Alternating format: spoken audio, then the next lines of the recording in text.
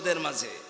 ও ভাইয়েরা আমার, আসমানের সৃষ্টি, জমিনের সৃষ্টি, একটা বস্তু দেখা, এই বস্তুটা সম্পূর্ণ মানুষে বানাইছে। একটা দেখান, সম্পূর্ণ মানুষে বানাইছে।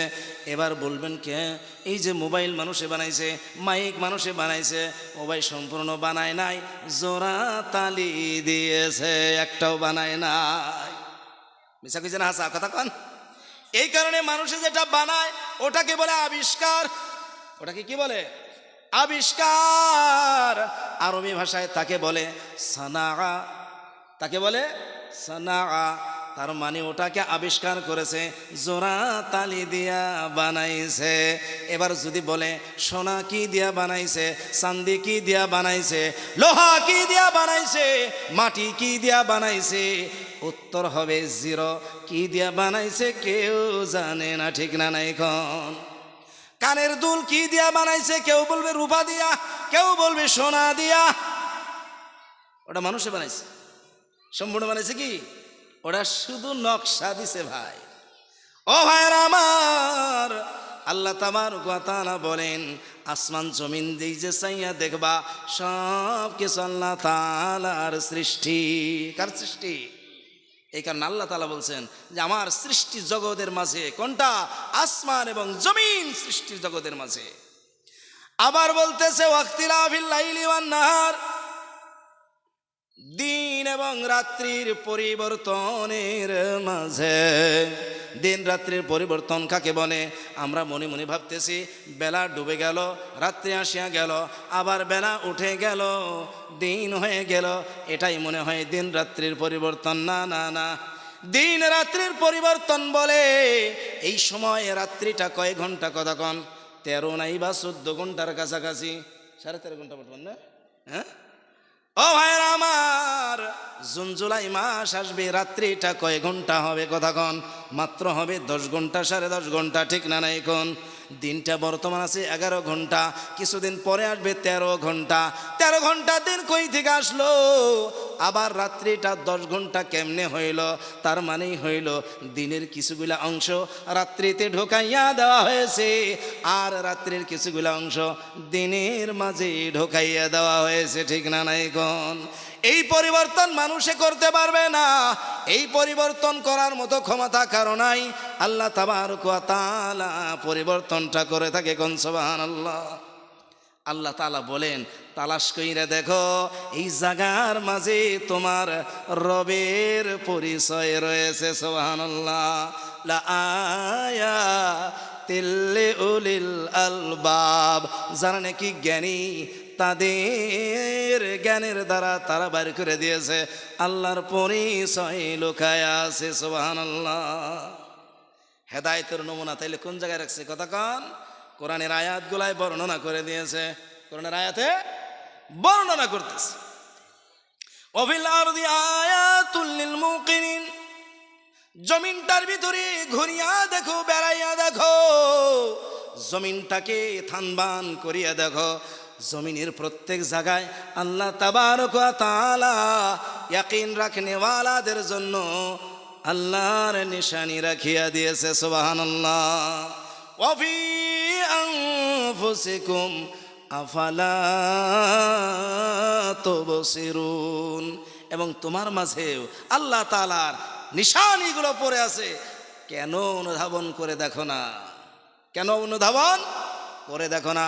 ও ভাইয়েরা আমার, কোরআনের ভিতরে অনেকগুলো আয়াত বর্ণনা করে দিয়েছে শুধুমাত্র আল্লাহকে চেনার জন্য। কথা কন, কাকে চেনার জন্য? কথা কন, কাকে চেনার জন্য? আল্লাহ তাআলাকে যিনি চিনবে, আল্লাহ তাআলার মহত্ব যিনি বুঝবে, আল্লাহ তাবারক ওয়া তাআলার সবগুলা গুণ যিনি বুঝে নিবে, ওই ব্যক্তিটা আল্লাহকে ছাড়া আর কাকে পূজা করবে? এবার বলে, তাহলে কোরআনের ভিতরে হেদায়েতের প্রকাশ্য নমুনাগুলো আছে না নাই? এবার আসুন আর একটা, আল্লাহ তাআলা বলল কোরআনটা হইল ফুরকান। কোরআনের আরেকটা নাম কি কথা কন? ফুরকান। ফুরকান মানে কি? ও ভাই, একটা হইল সত্য আর একটা হইল মিথ্যাকে বর্ণনা করবে। কোনো মানুষে বর্ণনা করলে মানা যাবে কি কথা কন? কোনো মানুষে বর্ণনা করলে মানা যাব? হক বাতিলের পার্থক্য কে করবে? হক কোনটা, বেহক কোনটা, সত্য কোনটা, অসত্য কোনটা, এই কথাটা বর্ণনা করবে শুধু কোরআনকে বর্ণনা করবে। কথা কন? শুধু কোরআন বর্ণনা করবে। ও ভাই, কোরআন বলে দিবে এটা হইল হক, কোরআন বর্ণনা করে দিবে এটা হইল বাতিল। এই জায়গার ভিতরে আরেকটু রহস্যযুক্ত বস্তু, যদি কেউ জানতো না চুরি করা, কোরআনে তা বলে দিছে। কোরআনে চুরির কথা কইছে, আগে জানতোই না চুরি কারে কয়, এখন কোরআনে গুলো চুরি করা। জানতোই না জিনা কাকে বলে, কোরআন বলে দিল জিনার কথা। জানতোই না সুদ কাকে বলে, কোরআন বলে দিছে সুদের কথা। জানতোই না ঘুষ কাকে বলে, কোরআন বলে দিছে ঘুষের কথা। জানতোই না এই যে বিভিন্ন ধরনের পাপের কথা, কোরআন তা বলে দিয়েছে আগে। আগে বলে দেয় নাই? কতক্ষণ বলে দেয় নাই? তার মানে হইল মানব জীবনের মাঝে কোন কোন বস্তু লুকায় আছে, যতগুলা বস্তু লুকায় আছে কোরআন আগেই তার বর্ণনা দিয়েছে। সুবহানাল্লাহ। কোন মোবাইল বানানোর পরে বোধহয় 30-35 বছর পরে বোধহয় যে মোবাইল কেউ করে সানান লাগবো আর মোবাইল মানে কেউ করে খোলা লাগবো, এই বইটা পাশে বের করছে, তাই না? কথা কয় না? হ্যাঁ, পাশে যেদিন মোবাইল বের করছে ওই দিনই কিতাব দিছে মোবাইলের। মোবাইল যেদিন কিনে নেবেন ওই দিনই মোবাইলটা কেমনে চালাবেন তার বুকটা আপনাকে সঙ্গে সঙ্গে দিয়ে দিয়েছে। এবার সুবহানাল্লাহ লাগবে না? আমার তো মনে কয় কিতাবটা আগে আছে, তারপরে মোবাইল আছে, ঠিক না? নাই কোন? যন্ত্রটা যখনই বানাইছে তিনি তার আগেই জানে যন্ত্রটা কেমনে বানাবে আর কেমনে চলাবে। হ্যাঁ, এই কারণে মানুষ সৃষ্টির 50,000 বছর আগে কোরআনের বর্ণনাগুলো ফেরেশতাগণকে বুঝাইছে। সুবহানাল্লাহ। মানুষের সৃষ্টির 50,000 বছর, কত বছর কথা কন? 50,000 বছর আগে মানুষ কেমনে হবে, মানুষের চরিত্র কেমনে হবে, মানুষের ভিতরে কি কি হবে, মানুষের ভিতরে কি কি না হবে, আল্লাহ তাবারক ওয়া তাআলা তার আগেই বর্ণনা দিয়েছে। সুবহানাল্লাহ। ও ভাইয়েরা আমার, এই কারণে চুরির কথা কোরআনে পাওয়া যায়, এই কারণে ডাকাতির কথা কোরআনে পাওয়া যায়, অথচ কোরআনের আয়াতগুলো মানব সৃষ্টির অনেক বছর আগে লৌহে মাহফুজে লিখিত হয়েছে। কাজে বোঝা গেল কি, কোরআন সব বস্তুর বর্ণনা দিয়েছে, হক বাতিলের বর্ণনা দিয়েছে, সত্য কোনটা অসত্য কোনটা সব বস্তুর বর্ণনা কোরআনে দিয়েছে। আমি যদি মিথ্যা বলি কোরআন বলে দিবে মিথ্যা বলিও না, মিথ্যা বলাটা তোমার জন্য অশুভ। চুরি করিও না, চুরি করাটা তোমার জন্য অশুভ। তুমি অ্যাক্সিডেন্ট হয়ে যাবা, জিনা করিও না, ফাসাদ সৃষ্টি হবে। ডাকাতি করিও না, দুনিয়ার জমিনে খুনের যে হইতে থাকবে, ঠিক না? নাই কথা কন? আগে বর্ণনা কেরা দিয়ে দিছে? কেরা দিছে কথা কন? আল্লাহ তাআলা কোরআনের ভিতরে দিয়ে দিছে। এই কারণে কোরআনটার নাম দিয়েছে ফুরকান। কি নাম দিয়েছে কথা কন? ফুরকান। ও ভাইরা আমার, এই কারণে কোরআনটা যদি কেউ সামনে রাখে আর ওই মতে যদি চলে তাইলে কোনোদিন অ্যাক্সিডেন্ট হবে না। নিচে কিছু না আছে, মোবাইলটা যেইভাবে চালানোর জন্য দিয়েছে ওইভাবে যদি চালায় মোবাইলের কোনো ভেজাল হবে না। আর যদি উল্টাপাল্টা চালায়, উল্টাপাল্টা চালাইলে মোবাইল থাকবো? হ্যাঁ, এক জায়গায় টিভি দেওয়া লাগে, ও জায়গায় না দিয়ে আর এক জায়গায় দিছে, দেখে যে মোবাইলের মধ্যে কিচ্ছু নাই, এখন তালাশ করে কই গেল সব, দেখে ও জায়গায় তুমি টিভি দিছাও কে? ওটা তো অপশন ওই জায়গায় রাখছে। হ্যাঁ, আসে না নাই কথা কন? কাজে যেইভাবে নির্দেশ দেওয়া আছে ওইভাবেই চলা লাগবে। মানুষ চলার সংবিধান কোরআন, মানুষ চলার সংবিধান কেরা? কোরআন। এই কোরআনের নীতিমতে যদি মানুষ চলে, দুনিয়ার জমিনে ফাসাদ হবে না, দুনিয়ার জমিনে লড়াই ঝগড়া হবে না, দুনিয়ার জমিনে খুনরেজি হবে না, দুনিয়ার জমিনে এত ভেজাল হবে না।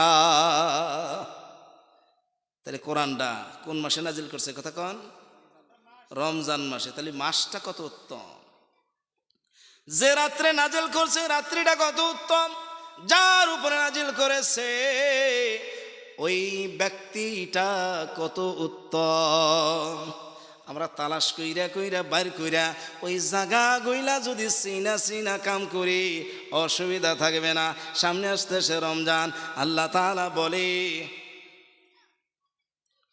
ফামান শাহিদা মিনকুমুশ শাহরা ফালইয়াসুম, যেই মাসে কোরআন নাজিল করা হয়েছে তোমাদের ভিতরে থেকে যদি কেউ ওই মাসটাকে পায়, এমনি কাটাইয়া দিও না, রোজা ধারণ করবা।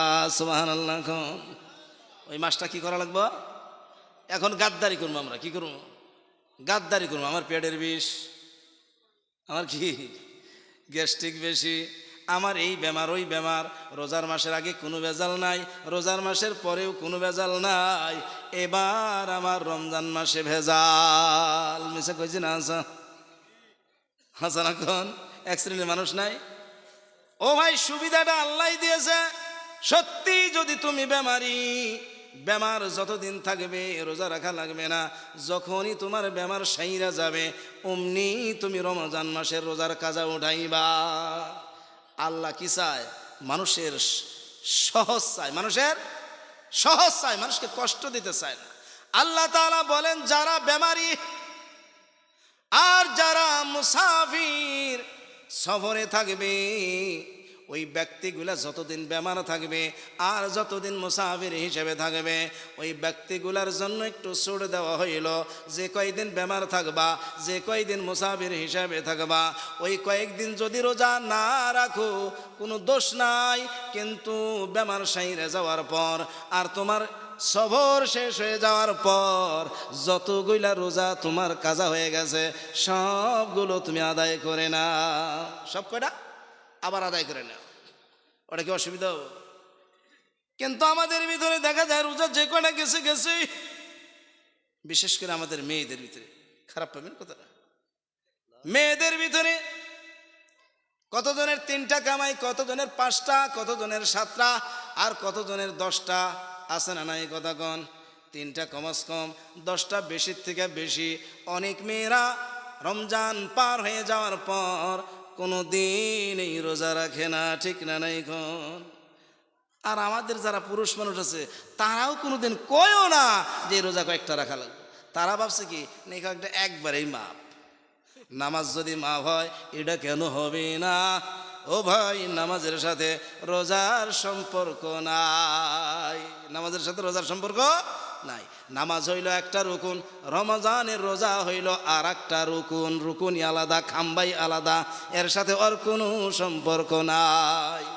কাজেই নামাজের কাজা উঠাও আর না উঠাও, রোজার কাজা উঠাইতেই লাগে। নামাজের কাজা উঠান, আল্লাহ তাআলা মাফ করে দিছে, উঠান লাগবে না। কিন্তু রমজানের রোজার কাজা উঠাইতেই লাগবে। খালি মেয়ে মানুষের কি ব্যাপার হয় কথা কন? খালি মেয়ে মানুষের বেমার হয়, পুরুষ মানুষগুলোর বেমার হয়। অনেক মাসলা আছে, এই সময় বলার সময় না।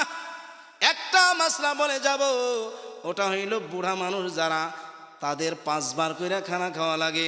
কতজন আছে 6 বার খানা খায়, 2 লোকমা খাবে, বারবার খাবে। আর যদি বারবার না খায়, কুলাইতেও পারে না, এই ব্যক্তির জন্য কি উপায় আছে? আছে না নাই? উপায় তালাশ করা লাগবে না? নাই? আল্লাহ তাআলা কি তার উপর জোর করছে না তোমার রোজা রাখাই লাগবো? রাখতে তো পারবোই না।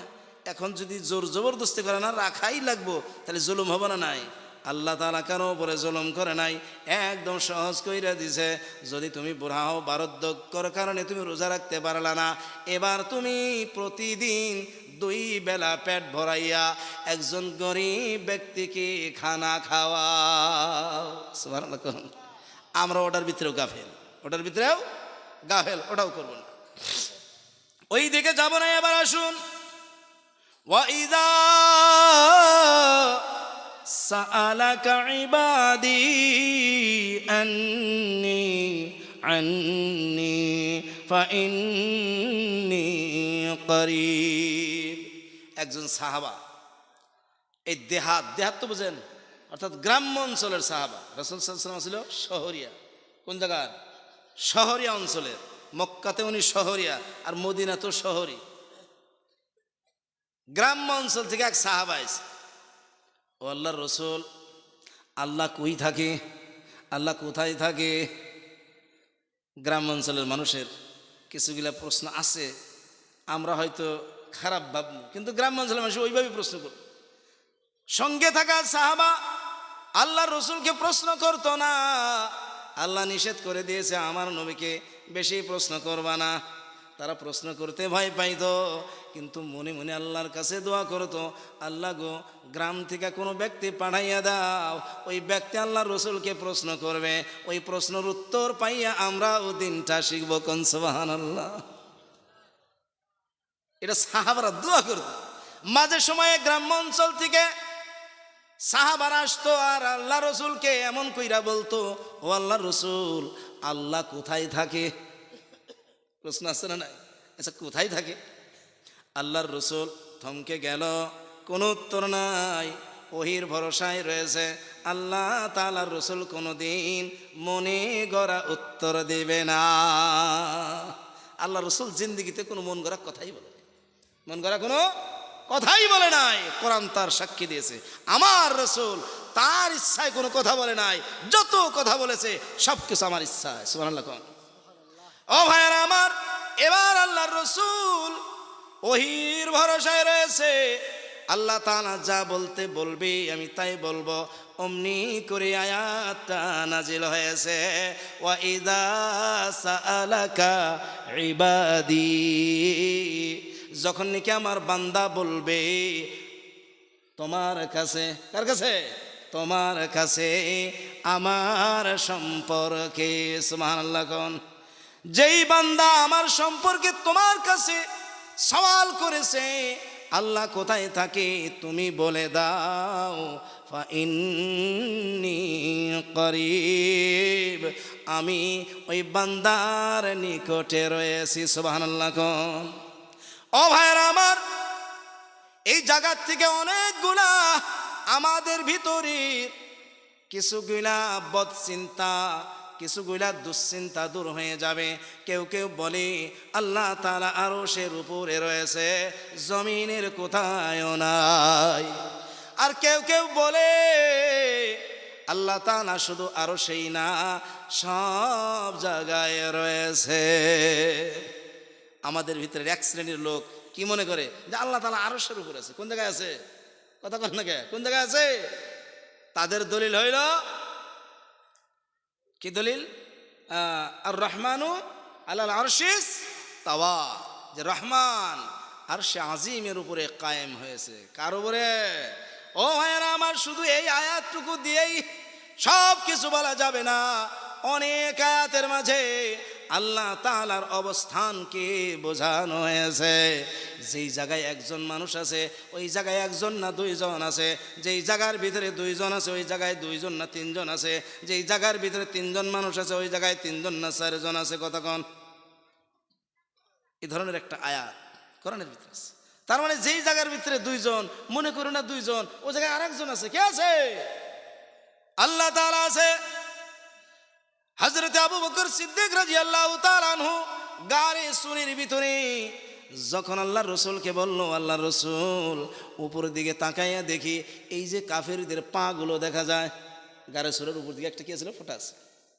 ওই যে কাফেরদের পা গুলো দেখা যায়, ওনারা যদি নিচের দিকে চাইয়া দেখে তাইলে আমাদেরকে দেখে নেবে, আমাদের আর রক্ষা নাই, আমাদের আর রক্ষা নাই।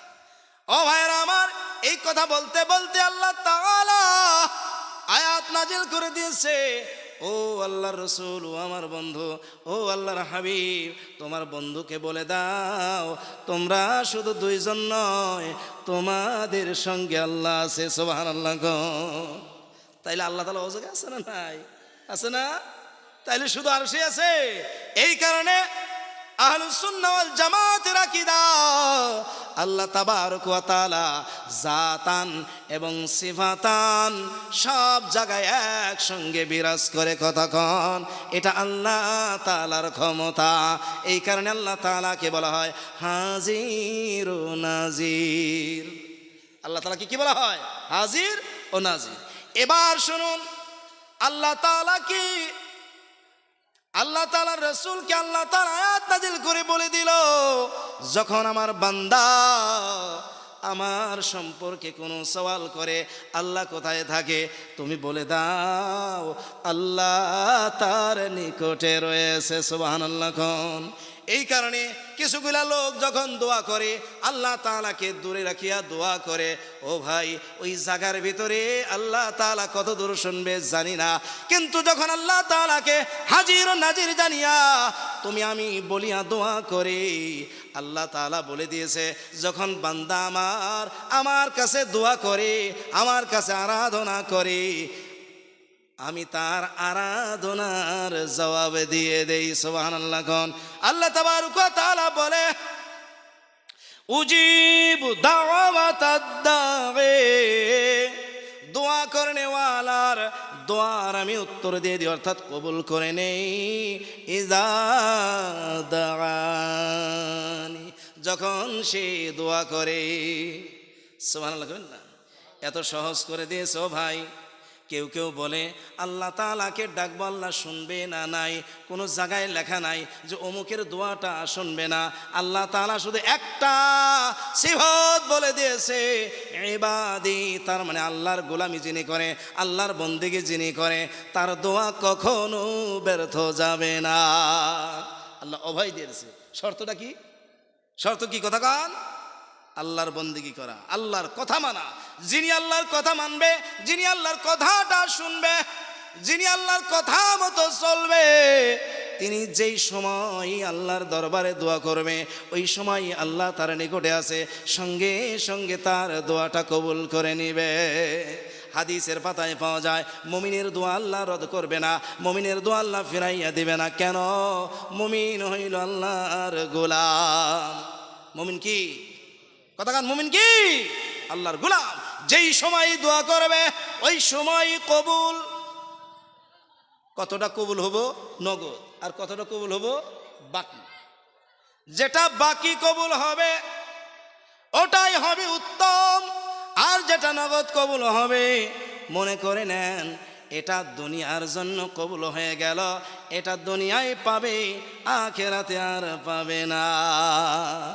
এই কারণে মুমিন জানি কখনো দোয়া করে নৈরাশ না হয়, কারণ যেটা দুনিয়ার জন্য কবুল করেছে ওটা তো পায়াই যাব দুনিয়ায়, ওটা তো দুনিয়ায় পায়াই যাব। কিন্তু যেটা বাকি কবুল ওটা কার জন্যে? আখিরাতের জন্য। দুনিয়ারটা যে কয়দিন বাঁচিয়া থাকবে ওই কয়দিনের জন্য পাবে, কিন্তু যেটা বাকি থাকবে ওটা কখনো ফুরাবে না, শেষ হবো। কথা কন, বুখারীর একটা হাদিসের মাঝে আছে আল্লাহ তাআলার রাসূল নামাজে দাঁড়াইছে। কোথায়? কথা কন, নামাজে, ফরজ নামাজে। তাও সাহাবারা পিছনে আছে জামাতের সাথে, সাহাবারা জামাতের সাথে পিছনে রয়েছে। হঠাৎ করে আল্লাহর রাসূল ডান হাতটা আগে বাড়াইয়া দিয়া আবার হাতটা চাপাইয়া নিয়েছে। তাহরিমার ভিতরে হ্যাঁ এবার বানছে তো, এই জায়গা থেকে হঠাৎ করে হাত আগ বাড়াইছে, আগ বাড়ায় এসে আবার হাতটা ঘুরে নিয়েছে। সাহাবারা যখন এই অবস্থানটা দেখলো, এবার বলেন সাহাবারা প্রশ্ন করবো না?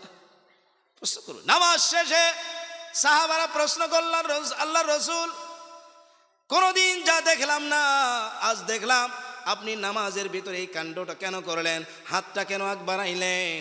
এবার আল্লাহর রাসূল বলে, ও সাহাবারা একটু শুনে নাও, আমি যখন নামাজে দাঁড়াইলাম, দাঁড়ানোর পর জান্নাতটা আমার সামনে উদ্ভাসিত হয়ে গেল। সুবহানাল্লাহ। জান্নাতের ভিতরের খানাগুলো আমি দেখলাম, ওই খানাগুলোর দিকে আমার হাতটা বাড়াইলাম, আমি ওই জায়গার থেকে খানাটা নিয়ে আসব, কিন্তু আবার মনে পড়লো জান্নাতের ওই খানাটুকু যদি নিয়ে আসে জান্নাত হইতে ওই খানাটুকু তো কম হয়ে গেল, এই কারণে আমি আবার এইটা ভাবিয়া সারিয়া দিলাম, আমি নিলাম না। সুবহানাল্লাহ। ও সাহাবারা যাই না রাখো, ওই খানাটুকু যদি আমি নিয়ে আসতাম, দুনিয়ার জমিনে যতগুলা লোক ওই খানাগুলো খাইতো, কিয়ামত হয়ে যাইতো, এক তিল পরিমাণ কমাইতে পারতো না। সুবহানাল্লাহ। এই কারণে কমাইতে পারতো না, জান্নাতের কোনো নিয়ামত কমবে না। সুবহানাল্লাহ কইবেন না? আকাশ দিয়া পাখিগুলো উড়ে যাবে, আপনার মন চাইবে ওই পাখির ভুনা মাংস খাইবেন, অমনি ভুনা হয়ে আপনার সামনে আসবে, আপনি খাইয়া খাইয়া হাড্ডিগুলা রাখিয়া দিবেন, খানা শেষ হয়ে যাবে, ওই হাড্ডির থেকে আবার পাখি হয়ে উড়ে যাবে। সুবহানাল্লাহ। কই থেকে কমবে? কথা কন, কথা কন।